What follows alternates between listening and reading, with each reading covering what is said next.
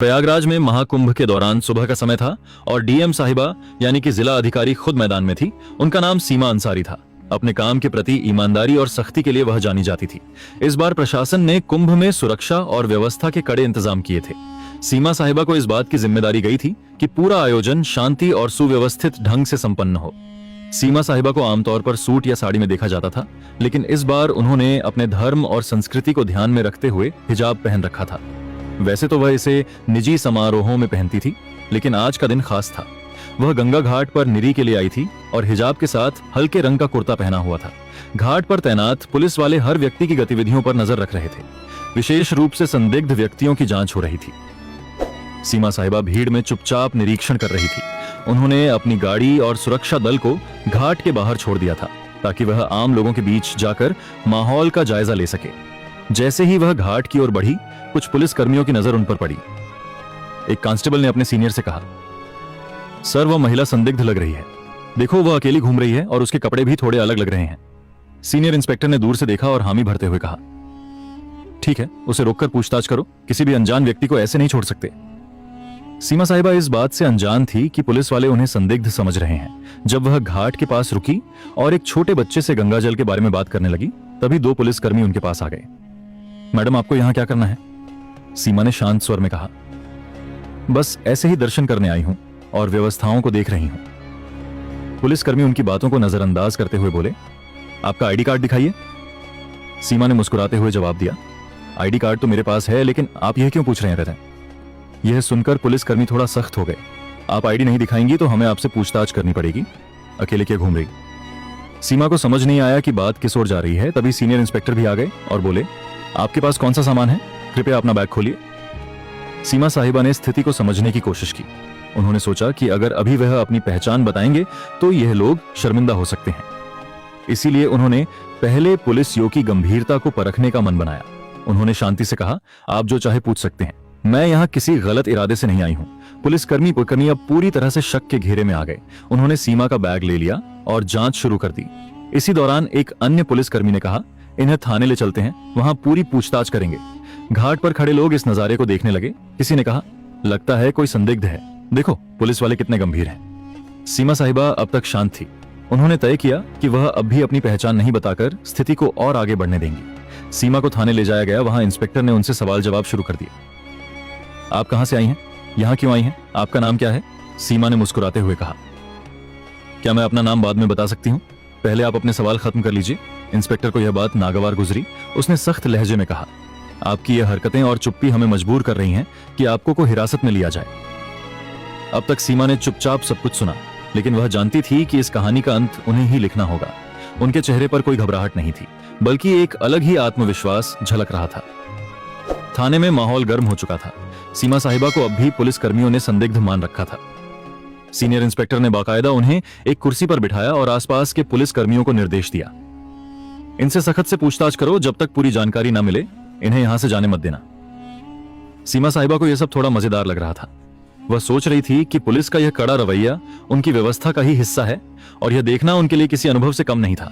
हालांकि यह बात भी समझ में आ रही थी कि अब समय आ गया है कि वह अपनी असली पहचान जाहिर करें। इंस्पेक्टर ने एक और सवाल किया, आपके पास महाकुंभ में घूमने की अनुमति है या नहीं? सीमा ने हल्की मुस्कान के साथ जवाब दिया, मैंने अनुमति ली है, लेकिन शायद आप मुझे पहचान नहीं पा रहे हैं। इंस्पेक्टर का गुस्सा बढ़ता जा रहा था। पहचान, हमें आपकी पहचान से मतलब नहीं है। सीधे सीधे अपनी आईडी दिखाओ और यह का गोलमोल जवाब देना बंद करो। सीमा अब भी अपनी जगह पर शांति से बैठी थी। तभी उन्होंने अपने बैग से पानी की बोतल निकाली और पूछा, क्या यहां पानी मिलेगा या खुद पीने के लिए लाना होगा? यह सुनकर एक कांस्टेबल झुंझला गया। मैडम, ये कोई पिकनिक स्पॉट नहीं है, आप जवाब दे वरना ये नरमी हम और नहीं दिखाएंगे। सीमा साहिबा ने आखिरकार कहा, अच्छा चलिए, आपको अपनी पहचान बताती हूं, लेकिन इसके बाद आप अपनी टीम को बताना कि पहले किसी के साथ ऐसा व्यवहार ना करें। यह सुनते ही इंस्पेक्टर को थोड़ा झटका लगा। उसने सीधा सवाल किया, कौन हो तुम और किस अधिकार से हमें सिखाने की बात कर रही हो? सीमा ने अपने बैग से अपना आईडी कार्ड निकाला और मेज पर रख दिया। उस कार्ड पर साफ लिखा था, सीमा अंसारी, जिला अधिकारी। हरिद्वार। इंस्पेक्टर का चेहरा सफेद पड़ गया। वहां मौजूद अन्य पुलिसकर्मी भी एकदम चुप हो गए। कांस्टेबल, जो अभी तक सबसे ज्यादा बोल रहा था, धीरे धीरे पीछे खिसक गया। इंस्पेक्टर ने कार्ड उठाकर देखा और उसे बार बार पलटा। आप डीएम साहिबा हैं? सीमा ने शांतिपूर्वक कहा, जी हां। और मुझे लगता है अब आप समझ गए होंगे कि मैंने अपनी पहचान पहले क्यों नहीं बताई। मैं सिर्फ ये देखना चाहती थी कि आप लोग अपनी ड्यूटी कितनी ईमानदारी और सतर्कता से निभाते हैं। और मैं कहूंगी कि आप लोग बुरे नहीं हैं, लेकिन सावधानी में भी थोड़ा संतुलन होना चाहिए। इंस्पेक्टर ने तुरंत खड़े होकर माफी मांगते हुए कहा, मैडम, हमें बिल्कुल अंदाजा नहीं था कि आप ही हमारी डीएम साहिबा हैं। आपकी वेशभूषा और अकेले घूमने का तरीका थोड़ा असामान्य लगा, इसलिए हमने आपको रोका, लेकिन हमारा मकसद केवल सुरक्षा था। सीमा ने जवाब दिया, मुझे पता है आप सभी अपनी ड्यूटी कर रहे थे और मैं खुश हूं कि आप चौक हैं, लेकिन ध्यान रखें कि अगर कोई महिला या आम नागरिक आए तो उनकी बातों को भी ध्यान से सुने। हिजाब या किसी के कपड़ों के आधार पर अंदाजा लगाना हमेशा सही नहीं होता। इंस्पेक्टर ने तुरंत थाने के स्टाफ को निर्देश दिया, साहिबा के लिए चाय पानी लाओ और तुरंत उनकी गाड़ी मंगवा। सीमा ने मुस्कुराते हुए कहा, नहीं, इसकी जरूरत नहीं। मैं तो यह देखने आई थी कि हमारा प्रशासन कैसे काम कर रहा है और मुझे खुशी है कि आप लोग काम कर रहे हैं, लेकिन याद रखें, हर बार शक की बिना पर किसी को आतंकवादी या अपराधी मान लेना उचित नहीं। यह बात सुनकर इंस्पेक्टर ने सिर झुका लिया। आपकी बात सही है मैडम, हमें इस पर काम करना होगा, सीमा ने हंसते हुए कहा। काम तो ठीक है, लेकिन अब मुझे मेरे काम पर वापस जाने दीजिए और अगली बार किसी से बात करने से पहले उसकी बात को ध्यान से सुनने की आदत डालिए। थाने से बाहर आते समय कुछ पुलिसकर्मी और कर्मचारी उनके साथ घाट तक गए। वहां मौजूद लोग अब भी उन्हें देख रहे थे। कुछ लोग कानाफूसी कर रहे थे कि यह वही महिला है जिसे पुलिस ने पकड़ा था। सीमा ने गाड़ी में बैठने से पहले पलटकर देखा और पुलिसकर्मियों से कहा, आप लोग अच्छा काम कर रहे हैं, लेकिन एक जिम्मेदार नागरिक से बात कर अपनी मानवता को भी बनाए रखें, और अगर आप मुझसे सहमत है तो यह संदेश अपनी टीम तक पहुंचाएं। इंस्पेक्टर ने सिर झुकाकर हामी भरी। जरूर मैडम, यह हमारी तरफ से एक सीख रही। थाने की घटना के बाद सीमा साहिबा घाट पर वापस लौट आई। अब तक पुलिस कर्मियों और वहां मौजूद कर्मचारियों के चेहरे पर न केवल शर्मिंदगी बल्कि उनके लिए गहरी इज्जत भी साफ झलक रही थी। हालांकि सीमा ने इस घटना को ज्यादा तूल नहीं दिया और अपने काम पर ध्यान केंद्रित किया। घाट पर लोग अब भी उन्हें देख रहे थे। कुछ ने पहचान लिया था कि वे डीएम साहिबा हैं, तो कुछ अब भी यह सोच रहे थे कि यह महिला कौन थी जिसे पुलिस ने पकड़ा था। सीमा ने भीड़ की परवाह किए बिना घाट पर मौजूद व्यवस्थाओं का जायजा ले शुरू कर दिया। दोपहर तक यह घटना पूरे पुलिस महकमे में फैल चुकी थी। जिले के ईएसपी तक बात पहुंची और उन्होंने तुरंत थाने के इंस्पेक्टर को फोन किया।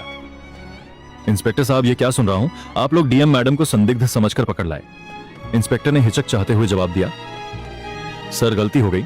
उनकी वेशभूषा और व्यवहार की वजह से शक हुआ, लेकिन मैडम ने हमें समझाया और हमें अपनी गलती का एहसास कराया। एसपी ने कड़े लहजे में कहा, सौदा ठीक है, लेकिन अगली बार ऐसा कुछ हुआ तो इसका अंजाम भुगतने के लिए तैयार रहना।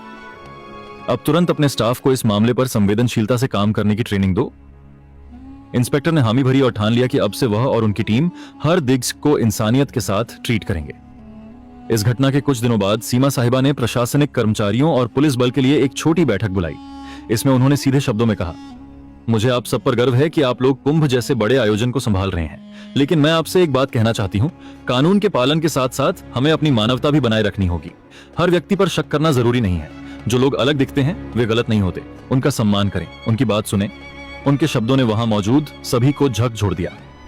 इंस्पेक्टर ने सबसे सामने माफी मांगते हुए कहा, मैडम, आपकी बात ने हमें बहुत बड़ा सबक सिखाया है। हम वादा करते हैं कि आगे से ऐसा कोई मामला नहीं होगा जहां किसी को बिना वजह परेशान किया जाए। यह घटना मीडिया तक भी पहुंच गई। हालांकि सीमा ने इसे सार्वजनिक रूप से उजागर करने से मना कर दिया। उन्होंने कहा, यह घटना व्यक्तिगत है। अगर आपको वीडियो पसंद आया हो तो लाइक और चैनल को सब्सक्राइब जरूर करें। जय श्री राम।